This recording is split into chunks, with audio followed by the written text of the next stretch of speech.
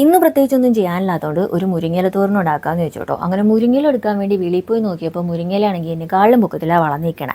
ഈ അടയ്ക്കാക്കുരുകളെ സംബന്ധിച്ചിടത്തോളം ഹൈറ്റ് എന്ന് പറയുന്നത് ഒരു ഹൈ ടാസ്ക് ആണല്ലേ. പിന്നെ റൂമിൽ പോയി ഒരു കസേര എടുത്തുകൊണ്ട് വന്ന് അതിൻ്റെ മണ്ടയിൽ കയറി നിന്ന ശേഷം ക്യാമറ ഞാൻ ബാക്ക് സൈഡിൽ വെച്ചിട്ടുണ്ടായിരുന്നു കേട്ടോ.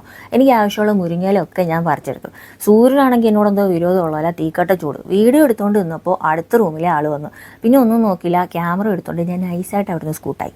കഴുകാനുള്ള എളുപ്പത്തിന് വേണ്ടിയിട്ട് ചോറ് വറക്കണ പാത്രത്തിലാണ് മുരിങ്ങയില എല്ലാം ഞാൻ പൊട്ടിച്ചിട്ടത്. ഇടയ്ക്ക് വിശന്നപ്പോൾ ഞാൻ കുറച്ച് ഫുഡും എടുത്ത് വെച്ചു.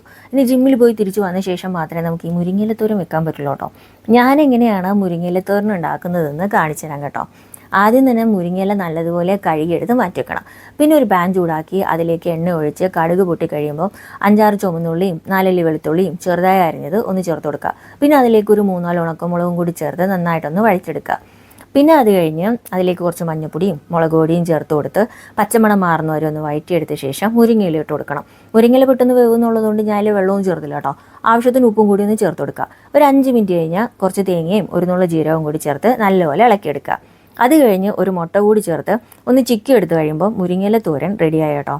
ഒരു പ്രൊഫഷണൽ ഷെഫ് എന്നുള്ള നിലയിൽ ഞാൻ മുട്ട പൊടിച്ചിട്ടപ്പോഴത്തേക്കും അതിലേക്ക് എൻ്റെ തോടുകൂടി പോയി സംയോജിതമായ എൻ്റെ ഇടപെടൽ കൊണ്ട് വലിയ കേടുപാട് കൂടാതെ തന്നെ ഞാൻ ആ മുട്ടത്തോട് പുറത്തെടുത്തിട്ടുണ്ട് കേട്ടോ. പിന്നെ മുരിങ്ങയില തോരൻ മാത്രമായിട്ട് എങ്ങനെ കഴിക്കുന്നതെന്ന് വെച്ചിട്ട് ഞാനൊരു തക്കാളി ചമ്മന്തിയും കൂടി ഉണ്ടാക്കിയിട്ടുണ്ട്. എന്നാൽ പിന്നെ ഞാൻ ഇത് കഴിക്കട്ടെ. അത്രയുള്ള അടുത്ത വീഡിയോ ആയിട്ട് വീണ്ടും വരാം. ചാച്ചാ.